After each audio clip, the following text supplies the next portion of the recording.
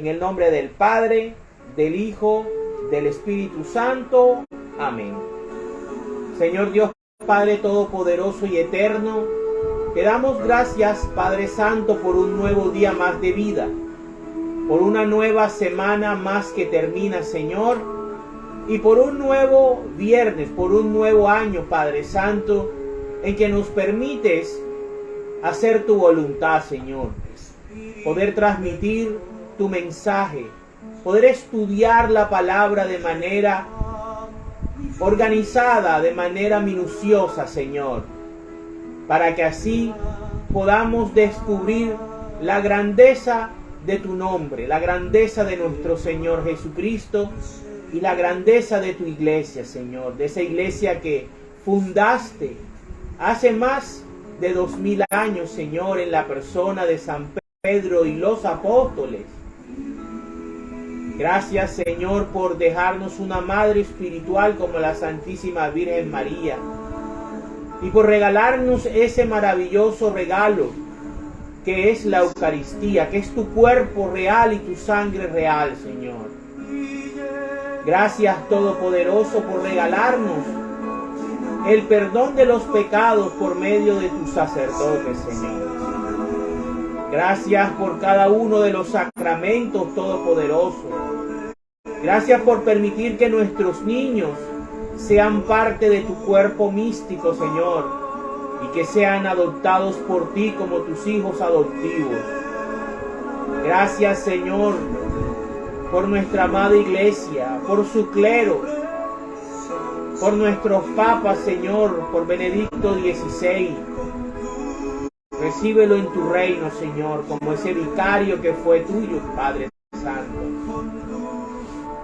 Llénanos hoy de tu Espíritu Divino, para que a través de tu palabra, Señor, fortalezcamos nuestra fe, fortalezcamos nuestro conocimiento y podamos defender y vivir nuestra doctrina y nuestra fe con alegría, con entusiasmo, con seguridad, Señor. Bendice nuestro hogar, Todopoderoso, y bendice tu pueblo y a tu iglesia. Bendito y alabado seas, Señor. Bendito y alabado seas, Todopoderoso. Colocamos cada día de este año 2023 en tus manos y te pedimos que a través de la sangre poderosa de Cristo nos cubras, nos protejas y nos permitas, Señor, siempre retornar a nuestro hogar sanos y salvos, Señor. Protégenos en cada sendero, en cada camino, Señor. En el nombre del Padre, del Hijo, del Espíritu Santo. Amén. Vamos entonces a empezar con el capítulo número 6 del libro de Números. Normas para los nazareos. El Señor se dirigió a Moisés y le dijo: di a los israelitas lo siguiente: si un hombre o una mujer hace la promesa de consagrarse al Señor como nazareo, no podrá beber vino ni ninguna bebida fermentada, ni vinagre hecho de vino o de bebidas fermentadas, ni jugo de uva. Tampoco podrá comer uvas ni pasas. Mientras dure su promesa, no podrá comer nada de lo que produce la vid, sea lo que sea. Tampoco podrá cortarse el cabello, sino que se lo dejará crecer hasta que termine el plazo fijado a su promesa, pues debe mantenerse consagrado al Señor. Durante ese tiempo tampoco podrá acercarse a un cadáver, ni siquiera en el caso de que muera su padre, su madre o algún hermano o hermana, para no quedar impuro, pues está obligado a mantenerse consagrado al Señor. Todo el tiempo que dure su promesa, estará consagrado al Señor. Si alguien muere de repente junto a él, y le vuelve así impuro el pelo que él tenía consagrado al Señor, deberá raparse la cabeza 7 días más tarde, es decir, el día señalado para su purificación. El 8º día llevará al sacerdote 2 tórtolas o 2 pichones de paloma a la entrada de la tienda del encuentro. El sacerdote ofrecerá uno de ellos como sacrificio por el pecado y el otro como holocausto, y celebrará el rito para obtener el perdón por el pecado cometido al tocar un cadáver. Ese día volverá a consagrar su pelo al Señor y comenzará un nuevo periodo de consagración al Señor. El tiempo anterior no se tomará en cuenta, porque el pelo que había consagrado quedó impuro. Al Señor un cordero de 1 año como sacrificio por la culpa. Cuando termine el plazo de su consagración, el nazareo deberá ir a la entrada de la tienda del encuentro y ofrecer al Señor un cordero de 1 año y sin ningún defecto como holocausto, una oveja de 1 año y sin ningún defecto como sacrificio por el pecado, y un carnero sin ningún defecto como sacrificio de reconciliación. También deberá ofrecer un canastillo de panes hechos de la mejor harina, sin levadura, y amasados con aceite, junto con sus correspondientes ofrendas de cereales y de vino. El sacerdote ofrecerá ante el Señor el sacrificio por el pecado y el holocausto, y ofrecerá el carnero como sacrificio de reconciliación, junto con el canastillo de panes sin levadura, y hará la ofrenda de cereales y de vino. El nazareo se rapará la cabeza a la entrada de la tienda del encuentro y tomará el pelo que había consagrado y lo echará al fuego que arde bajo el sacrificio de reconciliación. El sacerdote tomará la espaldilla del carnero, ya cocida, un pan sin levadura del canastillo y una hojuela sin levadura, y lo pondrá todo en manos del nazareo. Después que éste se haya rapado la cabeza, entonces el sacerdote celebrará el rito de presentación ante el Señor. El pecho del animal con que se celebra el rito de presentación y el muslo que se da como contribución al Señor son cosas sagradas y reservadas al sacerdote. Después de esto, el nazareo podrá beber vino. Esta es la ley para el que hace la promesa de consagrarse al Señor como nazareo. Y estas son las ofrendas que le debe presentar, sin contar cualquier otra cosa que esté en capacidad de ofrecer. Deberá cumplir lo prometido de acuerdo con lo establecido para estos casos. La bendición sacerdotal. El Señor se dirigió a Moisés y le dijo: diles a Aarón y a sus hijos que cuando bendigan a los israelitas lo hagan de esta manera. Que el Señor te bendiga y te proteja. Que el Señor te mire con agrado y te muestre su bondad. Que el Señor te mire con amor y te conceda la paz. Así ellos pronunciarán mi nombre sobre los israelitas y yo los bendeciré. Palabra de Dios. Te alabamos, Señor. Bueno.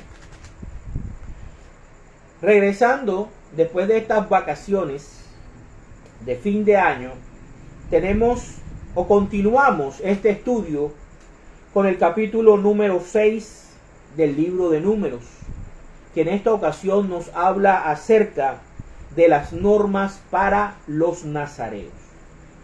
¿Y qué era un nazareo o qué es un nazareo? Era un hombre o una mujer que públicamente se consagraba al Señor. Debía definir con qué tiempo o qué tiempo se iba a consagrar a Dios. Mínimo podía ser un año. Lo suficiente para darle tiempo para que su cabello creciera. El nazareo debía tener principalmente tres restricciones o tres características que lo hacían separarse para Dios, consagrarse para Dios. En primera instancia tenemos que le era prohibido beber vino, cerveza o comer cualquier producto de la vid.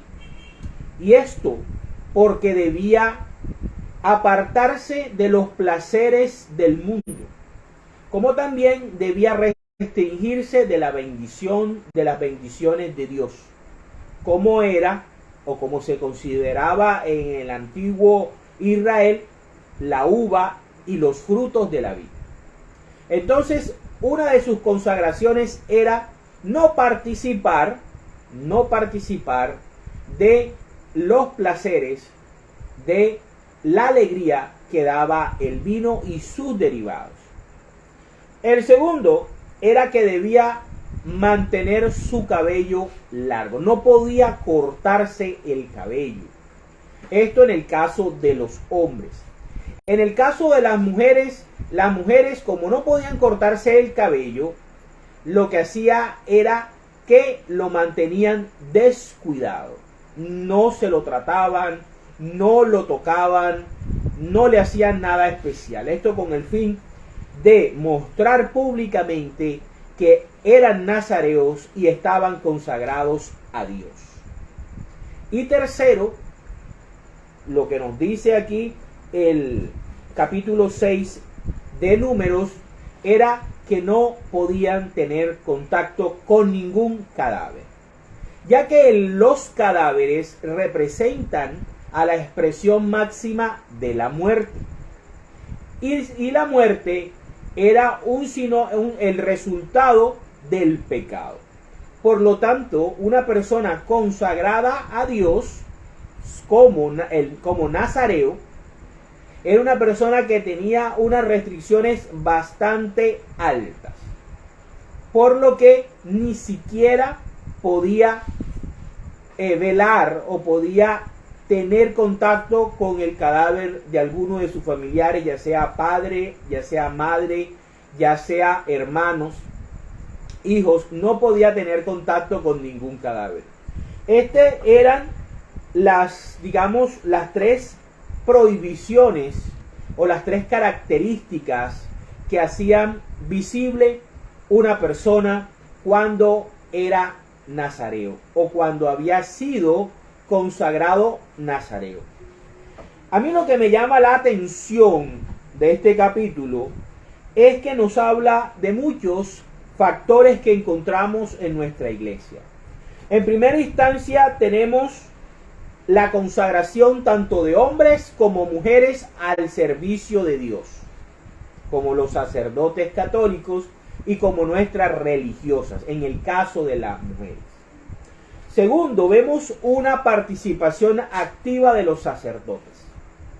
El sacerdote es el que ejecuta los ritos de presentación del nazareo y de ya finalización de la promesa o del cumplimiento de la promesa de los nazareos. Aquí yo puedo ver cómo se presenta la Eucaristía, cómo la Eucaristía está prefigurada en este capítulo fuertemente, cómo podemos encontrar en primera instancia cuando hay una impureza, cuando el nazareo es impuro, tiene que presentarse con 2 pichones de paloma o con 2 tórtolas.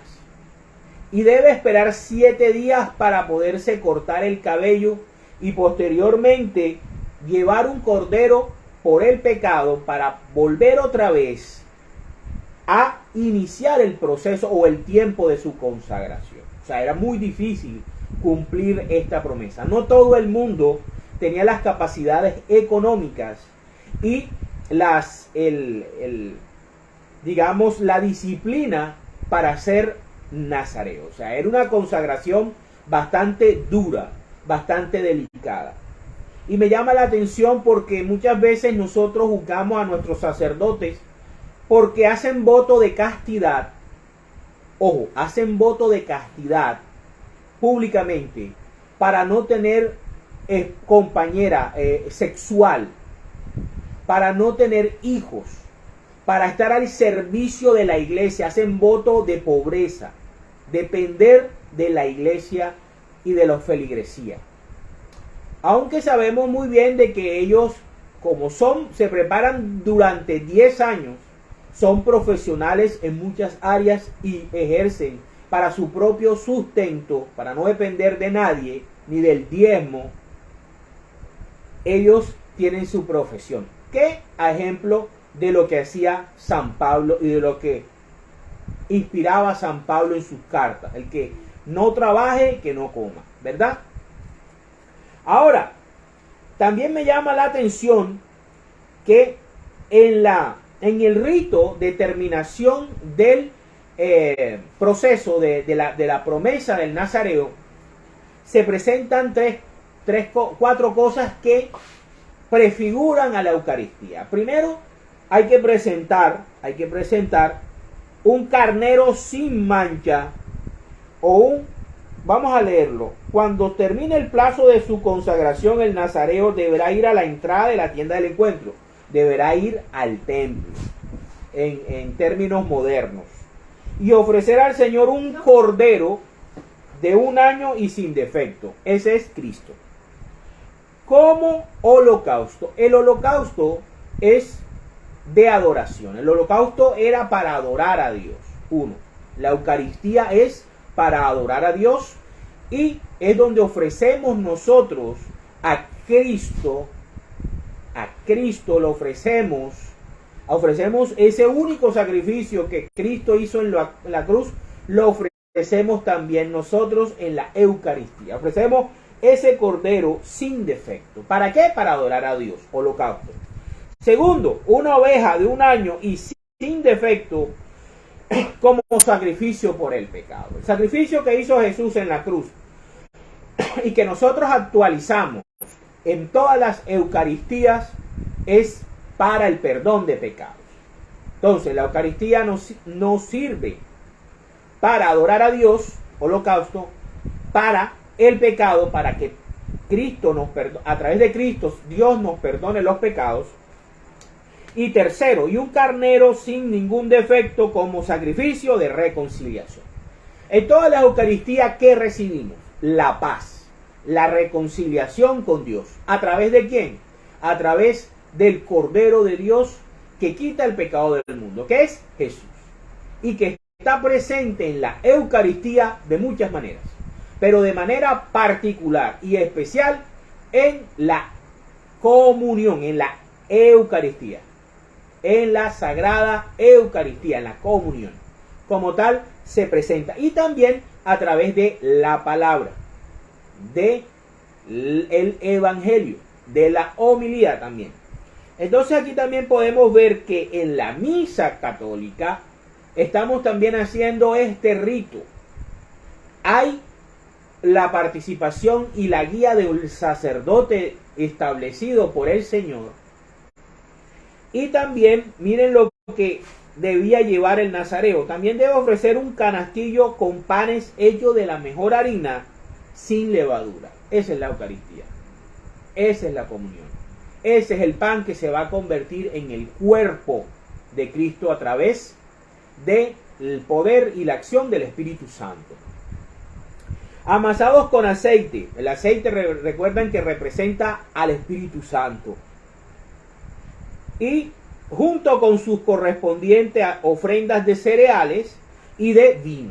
El vino que se va a convertir en la sangre de Cristo. En nuestra Eucaristía tenemos el pan sin levadura que se va a convertir en el cuerpo, y tenemos el vino que se va a convertir en sangre de nuestro Señor Jesucristo. Entonces, ¿quién lo ofrece? Un sacerdote del Señor. ¿A quién se lo ofrece? A Dios. ¿Qué hace? Por el sacrificio por el pecado y el holocausto. Y aquí vemos también cómo el sacerdote hace que el nazareo participe del rito. Hay un rito establecido. Aquí se está estableciendo un rito, como en nuestra iglesia hay ritos establecidos. No se inventan ni lo que salga cada día. Ni ahí veamos lo que salga, lo que el Espíritu nos inspire en ese momento. No. Dios es un Dios ordenado. Dios es un Dios que es Él el que dice cómo debemos orarlo. Y eso, todos estos ritos, todas estas formas, tiene un nombre, se llama liturgia. La liturgia, que es la forma como nosotros adoramos a Dios de manera pública, como el pueblo de Dios y Cristo, unido a Cristo, adoramos al Padre a través de la acción del Espíritu Santo. Ok, luego el nazareo, cuando hacía este rito, debía cortarse el cabello, raparse como símbolo de que había terminado su periodo de promesa, y lo echaba en el fuego que estaba donde se estaba quemando el sacrificio por el holocausto, que es adoración. Ok, esto debían hacerlo. Aquí dice, esta es la ley para que el que hace la promesa de consagrarse al Señor como nazareo. Ahora, el nazareo lo que buscaba era, 1, servir a Dios. 2, adorar a Dios con su vida, adorar a Dios con su vivir, adorar a Dios con su manera de actuar frente al pueblo, ser ejemplo para el pueblo. Eso era lo que debía hacer el nazareo. Su consagración era tal que debía ser un ejemplo para el pueblo de Israel. El sacerdote y también los laicos comprometidos que se comprometan a trabajar para Dios, para su iglesia, para su parroquia, deben llevar una vida ejemplar, aunque nos cueste, porque no es fácil. Decir y hablar acerca de la santidad es una cosa, ser santo es otra. Es muy difícil, pero lo podemos todo en Cristo que nos fortalece y en la fuerza del Espíritu Santo. Y vamos a encontrar tropiezos. Y ahí está el sacramento de la confesión para que podamos limpiarnos y levantarnos y continuar en la lucha hasta el día, bueno, que el Señor nos llame al juicio, ¿verdad? Y por último, también está algo muy importante. Aquí el Señor, después de este rito de los nazareos, que era como una consagración especial, como una consagración específica, el Señor quiere decirnos en este capítulo que su bendición, que su consagración, que su amor, que su misericordia no están exclusivas para X o Y personas. Dios, a través de sus sacerdotes consagrados, establecidos, instituidos, nos quiere bendecir. Por eso la Iglesia Católica tiene sacerdotes consagrados. Por eso tiene una liturgia. Por eso tiene una comunión, una Eucaristía. Por eso tienen sacramentos que santifican al católico desde su etapa de nacimiento hasta su muerte. Desde que estamos niños con el bautismo, ¿verdad? Vamos creciendo, junta o santifica la unión con nuestro cónyuge. Y hasta el mismo día de nuestra muerte o en nuestro lecho de enfermedad, el Señor está presente con nuestros sacerdotes, santificándonos y bendiciéndonos. Que nosotros no le prestemos atención, que nosotros vivamos a espaldas de todo eso, es diferente. El Señor le dice a Moisés, su mediador de la antigua alianza, que le diga a Aarón, el sumo sacerdote, y a sus descendientes, a sus hijos varones, cómo debían bendecir a Israel. Es Dios quien da la fórmula, son las palabras del mismo Dios. Le dice, vea, ustedes sacerdotes, ustedes no se van a inventar las bendiciones como ustedes les dé la gana. ustedes no van a hacer lo que les dé la gana. Yo voy a bendecir a mi pueblo a través de ustedes. Yo los he escogido a ustedes. Pero ustedes lo van a hacer a mi manera. Y fíjense la hermosa oración que el Señor le regala al pueblo de Israel y que nos regala a nosotros. Así como Cristo nos regaló el Padre Nuestro en el Nuevo Testamento. Que el Señor te bendiga y te proteja. Que el Señor te mire con agrado y te muestre su bondad. Que el Señor te mire con amor y te conceda la paz. Amor, misericordia, paz. Así ellos pronunciarán mi nombre sobre los israelitas y yo los bendeciré. Dios utiliza a los sacerdotes para bendecir a su pueblo. No es un capricho de hombres, es la voluntad de Dios en el Antiguo Testamento y de Cristo en el Nuevo Testamento cuando instituyó a sus apóstoles. Y estos, a través de la imposición de manos, instituían a los presbíteros y a los obispos de cada lugar del mundo donde el evangelio llegaba y se formaba una congregación o iglesia. Unidas ¿a quién? Al vicario establecido que se llamó y que se llama Pedro, para la gloria de Dios. Vamos a ver ahora entonces nazareos en la palabra de Dios. Miren, algo muy importante. La palabra de Dios es integral. Nosotros no podemos sacar doctrinas de un versículo. No podemos entender un misterio solamente con un versículo y después tergiversarlo con nuestra mente. Y de ahí inventar entonces una teoría, una herejía o una doctrina que nos lleve a separarnos de la Santa Madre Iglesia, que es lo que ha pasado con muchos a lo largo de la historia, que han quedado como herejes y como protestantes. Vamos a conocer a un famoso nazareo, que todos hemos debido escucharlo en algún momento. Se llama Sansón. Vamos a escuchar la historia de Sansón, no toda completa, pero sí de su nacimiento. Vámonos al libro de Jueces, capítulo 13, versículos del 1 al 25. Del 1 al 25. Nacimiento de Sansón. Vamos a ver. Pero los israelitas volvieron a hacer lo malo a los ojos del Señor.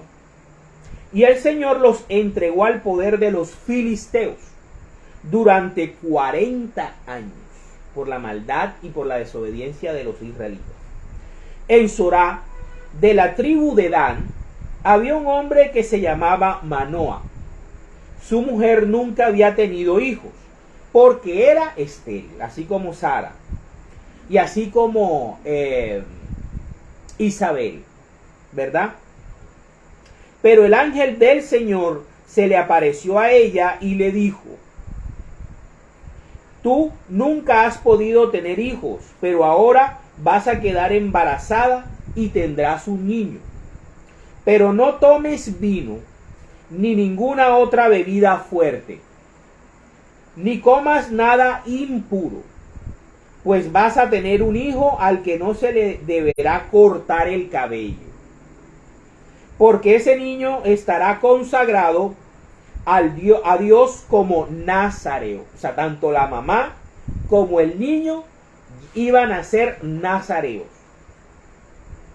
¿Sí? Ok. Desde antes de nacer, para que sea él quien comience a liberar a los israelitas del poder de los filisteos.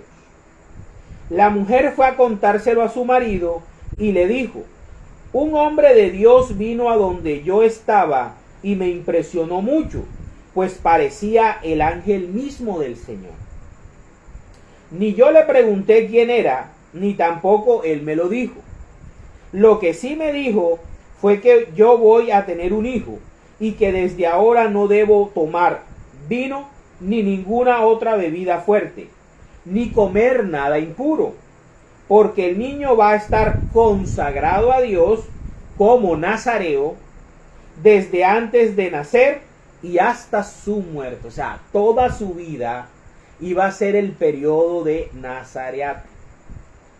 Entonces Manoah dijo al Señor en oración: yo te ruego, Señor, que envíes otra vez ese hombre a nosotros, para que nos diga lo que debemos hacer con el niño que va a nacer. Dios respondió a la petición de Manoah, y su ángel se le apareció otra vez a la mujer cuando estaba en el campo. Como Manoah no estaba allí, ella fue corriendo a decirle: oye, el hombre que vi el otro día se me ha vuelto a aparecer.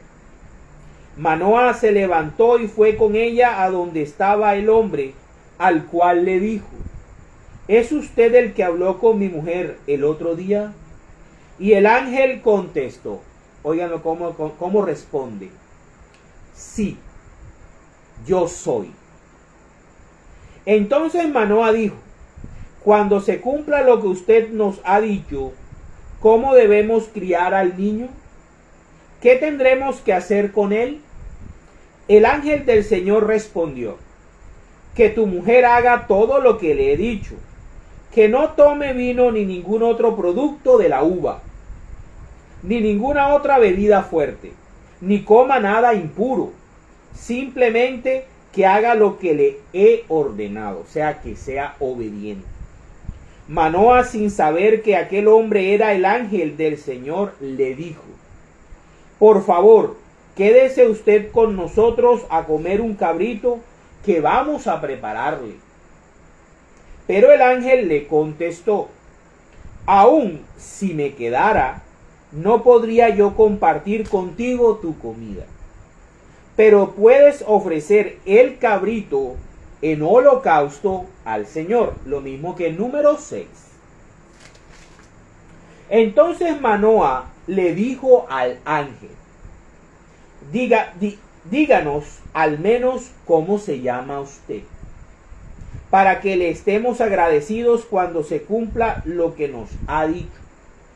Pero el ángel respondió: ¿para qué quieres saber mi nombre? Es un secreto maravilloso. Manoah tomó el cabrito y la ofrenda de cereales, los puso sobre una roca y los ofreció en holocausto al Señor. Entonces el Señor hizo algo maravilloso ante los ojos de Manoah y de su mujer. Cuando el fuego subió del altar, Manoah y su mujer vieron al ángel del Señor subir al cielo en medio de las llamas. Entonces se inclinaron hasta tocar el suelo con la frente. Manoah se dio cuenta de que aquel hombre era el ángel del Señor, pues no se les volvió a aparecer ni a él ni a su mujer. Y le dijo a su mujer: con toda seguridad vamos a morir, porque hemos visto a Dios. Pero ella le contestó: si el Señor nos hubiera querido matar, no habría aceptado nuestro holocausto ni nuestra ofrenda, ni nos habría dejado ver estas cosas. Tampoco nos habría anunciado todo esto. A su tiempo, la mujer tuvo un hijo y le puso por nombre Sansón. El niño crecía y el Señor lo bendecía. Y un día en que Sansón estaba en el campamento de Dan, entre Sorá y Estaol, el Espíritu del Señor comenzó a manifestarse en él. Palabra de Dios. Te alabamos, Señor. Vemos cómo la consagración de Sansón viene desde el vientre materno. Vemos cómo es un milagro. Sansón es un milagro maravilloso de Dios. En primera instancia, Sansón representa o es prefigura de muchas maneras de Cristo, pero también sigue los mismos lineamientos. Primero, de el nacimiento milagroso de Isaac. Al igual que Sara era estéril y anciana, así también la esposa o la mujer de Manoah era estéril, no había podido tener hijos. O sea, el nacimiento de Sansón es milagroso. Así como es el nacimiento de Isaac, así como es el nacimiento, vamos a ver más adelante, de Juan el Bautista, y así como va a ser el nacimiento de nuestro Señor Jesucristo. Todos sus profetas son la prefigura del Mesías Redentor. Estuve buscando en el catecismo y en lecturas católicas sobre quién es el ángel del Señor. Y lo más sensato es decir, no se sabe porque la Biblia no lo determina directamente. Pero la persona, el sacerdote que escribía pues, la lectura que estaba yo investigando, nos dice que puede ser el caso de que puede ser una cristofonía, o sea, una manera en que Cristo, previo a su encarnación, se manifiesta. Ahora, todas las veces donde aparezca el ángel del Señor, no necesariamente tiene que ser Cristo. Es a título personal, no es doctrina de la iglesia. Es como una reflexión que me llama la atención. En primera instancia, la forma como cuando Manoah le pregunta si es el hombre que le habló a su esposa, y él responde de una manera singular. Él responde diciendo, sí, yo soy. Recordemos que Jesús se le identifica a los guardias del templo cuando lo van a arrestar, en el Evangelio creo que de San Juan, cuando le preguntan que si él es Jesús, él responde, yo soy, que es una abreviatura de Yahvé, o yo soy el que soy, ¿verdad? Y llama la atención porque al igual que Dios responde a Moisés diciéndole, a ti no te importa cómo me llamo, sino saber quién soy, ¿verdad? No te importa mi nombre. Así también el ángel del Señor, que en este momento se le presenta y le revela este milagro poderoso, le dice, Manoah, a ti no te importa quién soy yo. A ti lo que te importa es el mensaje que te estoy dando y las órdenes que te estoy dando a ti y a tu mujer. Eso es lo que tú debes estar pendiente. ¿Ya? Otra cosa que me llama la atención es cuando dice que su nombre es maravilloso.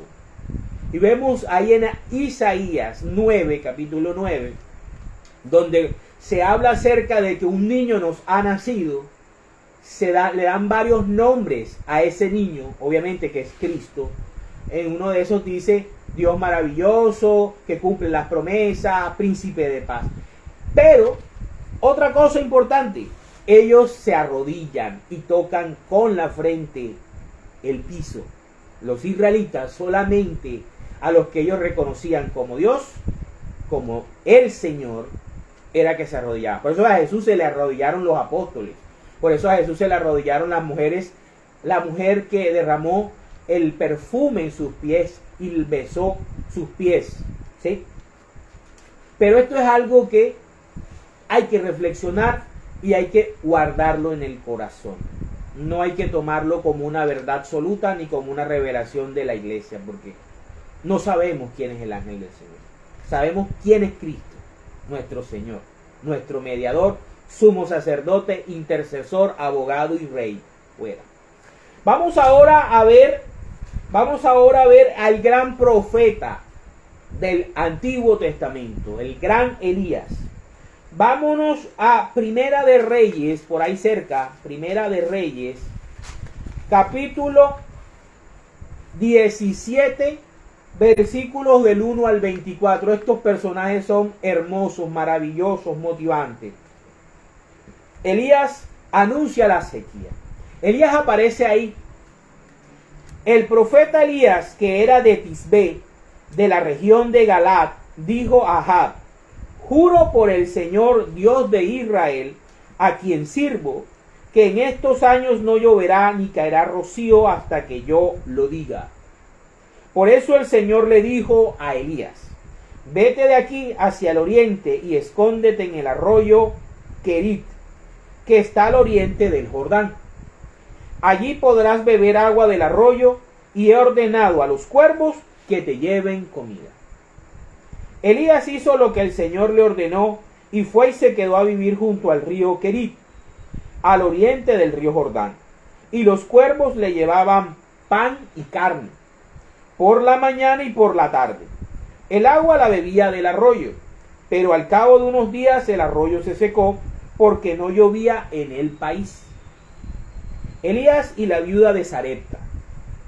Entonces el Señor le dijo a Elías: levántate y vete a la ciudad de Sarepta, en Sidón, y quédate a vivir allá. Ya le he ordenado a una viuda que allí vive que te dé de comer. Elías se levantó y se fue a Sarepta. Al llegar a la entrada de la ciudad vio una viuda que estaba recogiendo leña. La llamó y le dijo: por favor, tráeme en un vaso un poco de agua para beber. Ya iba ella a traérselo, cuando Elías la volvió a llamar y le dijo: por favor, tráeme también un pedazo de pan. Ella le contestó: te juro por el Señor tu Dios que no tengo nada de pan cocido. No tengo más que un puñado de harina en una tinaja y un poco de aceite en una jarra. Y ahora estaba recogiendo un poco de leña para ir a cocinarlo para mi hijo y para mí. Comeremos y después nos moriremos de hambre. Elías le respondió: no tengas miedo. Ve a preparar lo que has dicho, pero primero, con la harina que tienes, haz una torta pequeña y tráemela. Y haz después otra para ti y para tu hijo, porque el Señor, Dios de Israel, ha dicho que no se acabará la harina de la tinaja, ni el aceite de la jarra, hasta el día en que el Señor haga llover sobre la tierra. O sea, multiplicación de la materia. La viuda fue e hizo lo que Elías le había ordenado, y ella y su hijo y Elías tuvieron comida para muchos días. O sea, Dios los bendijo. Dios los bendijo. A él como consagrado de Dios, a ella y a su hijo, que era como una representación de la esposa de Noa y el propio Sansón. No se acabó la harina de la tinaja ni el aceite de la jarra, tal como el Señor lo había dicho por medio de Elías, el hombre consagrado. Algún tiempo después cayó enfermo el hijo de la viuda, y su enfermedad fue gravísima, tanto que dejó de respirar. Entonces la viuda le dijo a Elías: ¿qué tengo yo que ver contigo, hombre de Dios? ¿Has venido a recordarme mis pecados y hacer que mi hijo se muera? Ella pensaba, porque por la santidad y la consagración de Elías al Dios de Israel, ella era impura, ella era indigna, y por eso Dios la estaba castigando. Dame acá tu hijo, le respondió él. Y tomándolo del regazo de la viuda, lo subió al cuarto donde él estaba alojado y lo acostó sobre su cama, sobre la cama de Elías. Luego clamó al Señor en voz alta: Señor y Dios mío, también has de causar dolor a esta viuda, en cuya casa estoy alojado, haciendo morir a su hijo. Y enseguida se tendió 3 veces. Elías se tendió sobre el niño o sobre el cadáver del niño 3 veces y clamó al Señor en voz alta: Señor y Dios mío, te ruego que devuelvas la vida a este niño. Miren, a mí me llama la atención mucho algo. Elías, el profeta del Antiguo Testamento, Elías, que fue arrancado de este mundo en un carro de fuego, no declaró, no ordenó a Dios que hiciera el milagro. Miren lo que hizo para que aprendamos. Miren las palabras que usó: te ruego, Señor y Dios mío, te ruego que devuelvas la vida a este niño. Elías no se levantó, no puso la mano así y no dijo: declaro. Era el profeta, que Dios lo apoyó en muchos signos. Y aún Elías no tuvo el atrevimiento y tuvo la delicadeza y tuvo el temor suficiente para rogarle a Dios porque lo escuchara e hiciera el milagro. Por eso todas esas personas, sobre todo católicos, que declaran, que decretan, mucho cuidado, porque Dios no es nuestro peón. Dios no trabaja para nosotros. Nosotros trabajamos para Dios. Y si Dios ordena, uno obedece, no al revés. Y aquí Elías nos está dando un gran ejemplo de humildad y un gran ejemplo de sumisión al poder y a la voluntad de Dios. Entonces, el Señor atendió a los ruegos de Elías e hizo que el niño reviviera. Inmediatamente Elías tomó al niño, lo bajó de su cuarto a la planta baja de la casa y lo entregó a su madre diciéndole: mira, tu hijo está vivo. Y la mujer le respondió: ahora sé que realmente eres un hombre de Dios y que lo que dices es la verdad del Señor. Palabra de Dios. Te alabamos, Señor. Ahora vamos a ver a otro consagrado de Dios antes de nacer. Aquel que debía ser el último gran profeta del Antiguo Testamento y el que cerraba la alianza del monte Sinaí, el último de los profetas, Juan el Bautista. Vámonos al Evangelio de San Lucas. Evangelio de San Lucas, capítulo 1, versículos del 5 al 25. Primero, dice: un ángel anuncia el nacimiento de Juan el Bautista. En el tiempo en que Herodes era rey del país de los judíos, vivía un sacerdote llamado Zacarías, perteneciente al turno de Abdías. Su esposa, llamada Isabel, descendía de Aarón, era descendiente de Aarón, ojo a esto. Los dos eran justos delante de Dios y obedecían los mandamientos y leyes del Señor de manera intachable. Pero no tenían hijos, ella era estéril, porque Isabel era estéril. Además, los dos eran ya muy ancianos. Se repite lo mismo de Abraham y Sara con Isaac. Y lo mismo que Manoa y su esposa con Sansón. Un día en que el grupo sacerdotal de Zacarías le tocó el turno de oficiar delante de Dios, según era costumbre entre los sacerdotes, le tocó en suerte a Zacarías entrar en el santuario del templo del Señor para quemar incienso.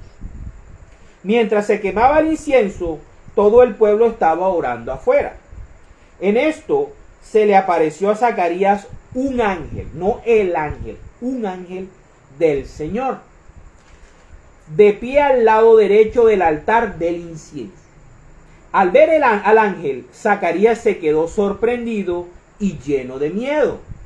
Pero el ángel le dijo: Zacarías, no tengas miedo. Lo mismo que le dijo Elías a la viuda de Sarepta: no tengas miedo, porque Dios ha oído tu oración y tu esposa Isabel te va a dar un hijo al que pondrás por nombre Juan.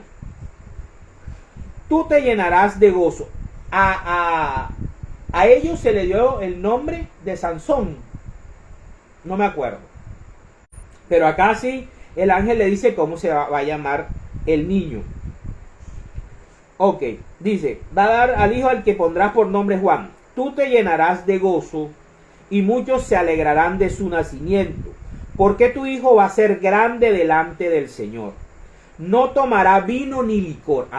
Entonces si era nazareo. Juan Bautista era nazareo. No tomará vino ni licor y estará lleno del Espíritu Santo, como Sansón, como Elías, desde antes de nacer. Hará que muchos de la nación de Israel se vuelvan al Señor su Dios. Este Juan irá delante del Señor con el espíritu y el poder del profeta Elías. Por eso tenía que leer Elías. Para reconciliar a los padres con los hijos y para que los rebeldes aprendan a obedecer. De este modo preparará al pueblo para recibir al Señor, o sea, al Mesías, a Cristo. Zacarías preguntó al ángel: ¿cómo puedo estar seguro de esto? Porque yo soy muy anciano y mi esposa también. Por lo menos Manoah tuvo mayor fe. Manoah tuvo más fe. Manoah estaba interesado en saber: Señor, ¿qué nos toca hacer y cómo te llamas? Para ofrecerte, para adorarte, para agradecerte. Mientras que Zacarías sí tuvo dudas. Entonces el ángel le contestó: yo soy Gabriel y estoy al servicio de Dios. Él me mandó a hablar contigo y darte estas buenas noticias. Pero ahora, como no has creído lo que te he dicho, vas a quedarte mudo. No podrás hablar hasta que, a su debido tiempo, suceda todo esto. A Noa no le pasó eso. Mientras tanto, la gente estaba afuera esperando a Zacarías y preguntándose por qué tardaba tanto en salir del santuario. Cuando al fin salió, no les podía hablar.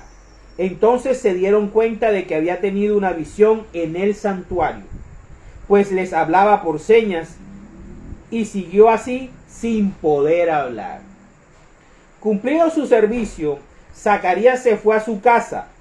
Después de esto, su esposa Isabel quedó encinta, y durante 5 meses no salió de su casa pensando: el Señor me ha hecho esto para que la gente ya no me desprecie. Palabra del Señor. Gloria a ti, Señor Jesús. Ahora vamos a ver cómo termina la historia de Juan. Vámonos ahí mismo al capítulo 1 de Lucas, versículos del 57 al 66 y 80. Nacimiento de Juan el Bautista. Al cumplirse el tiempo en que Isabel debía dar a luz, tuvo un hijo. Sus vecinos y parientes fueron a felicitarla cuando supieron que el Señor había sido tan bueno con ella. A los 8 días llevaron a circuncidar al niño y querían ponerle el nombre de su padre, Zacarías. Pero su madre dijo: no, tiene que llamarse Juan. Le contestaron: no hay nadie en tu familia con ese nombre. Entonces preguntaron por señas al padre del niño para saber qué nombre quería ponerle. El padre pidió una tabla para escribir y escribió: su nombre es Juan.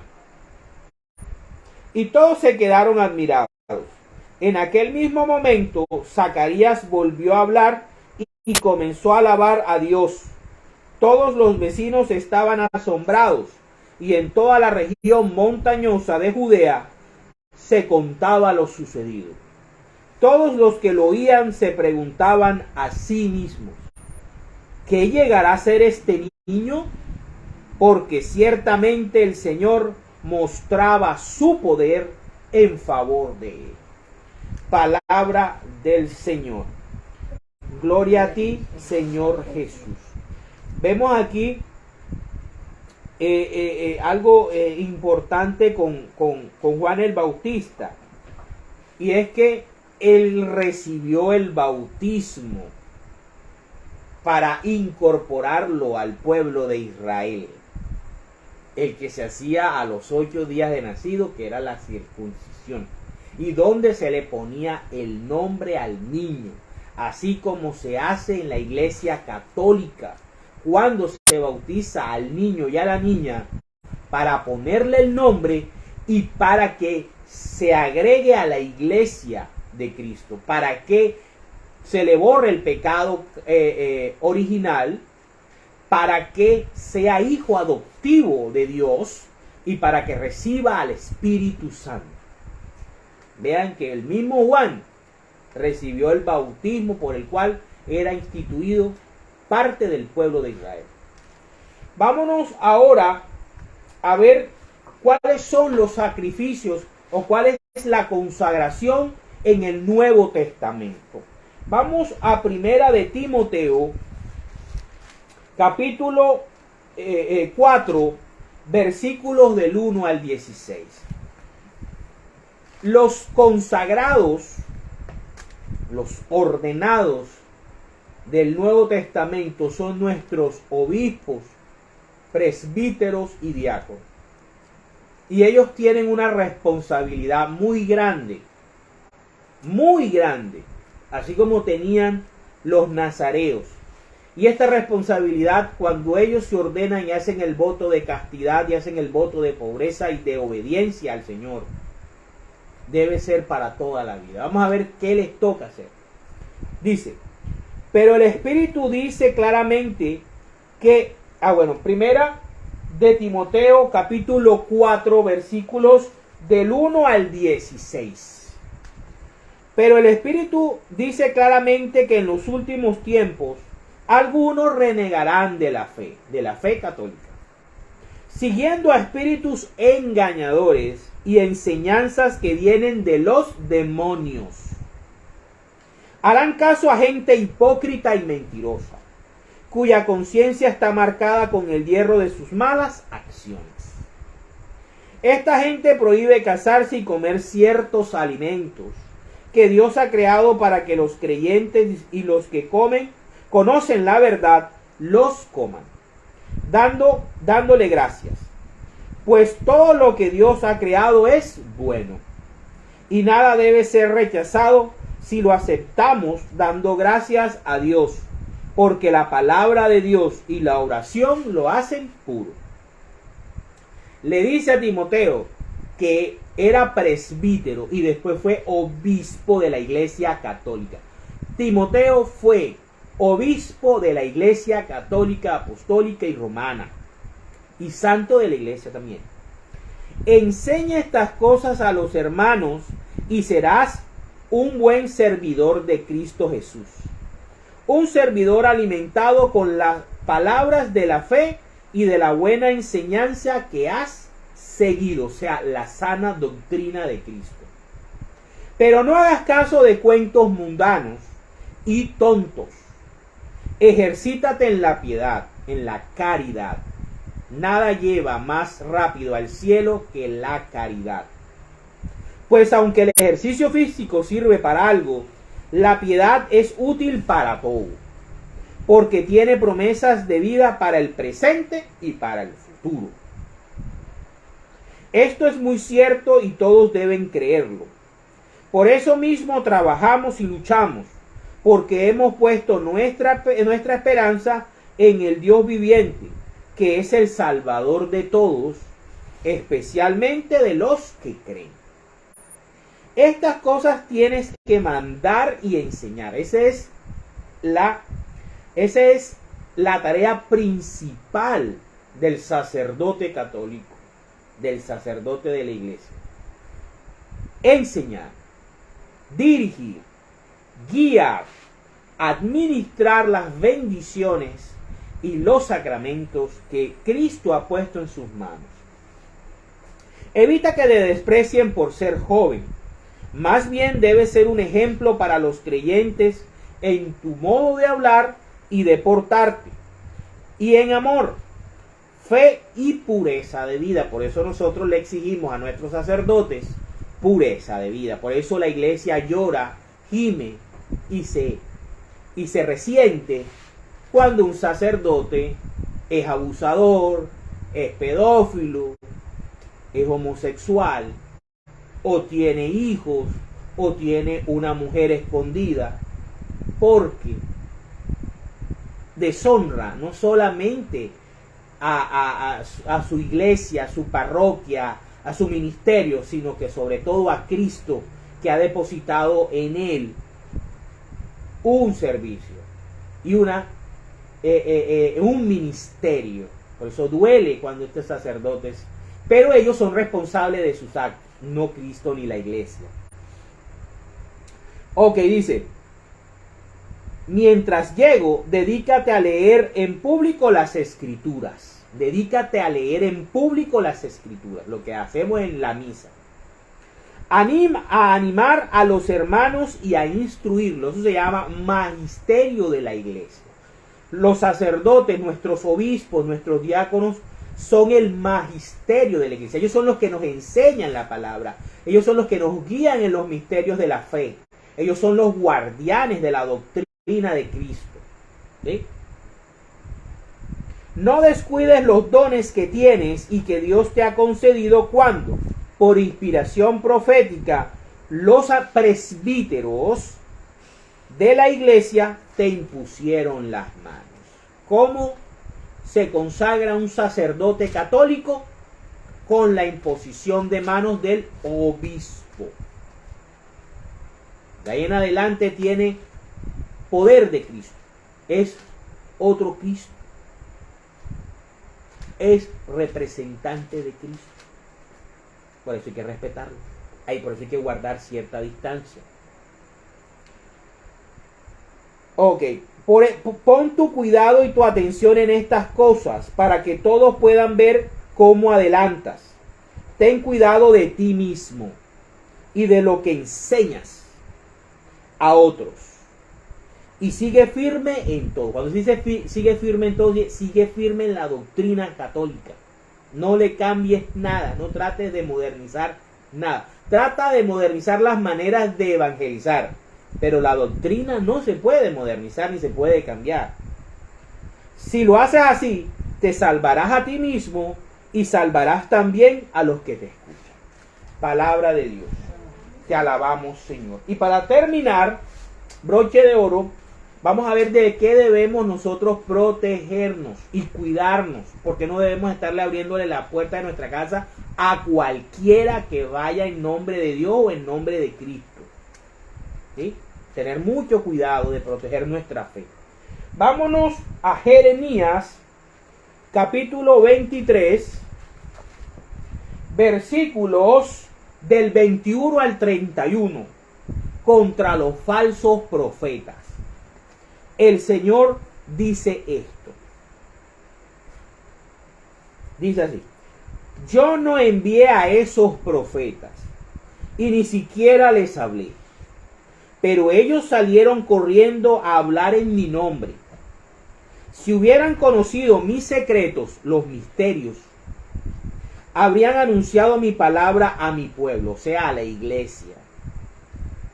Lo habrían hecho apartarse de su mal camino y dejar sus malas acciones.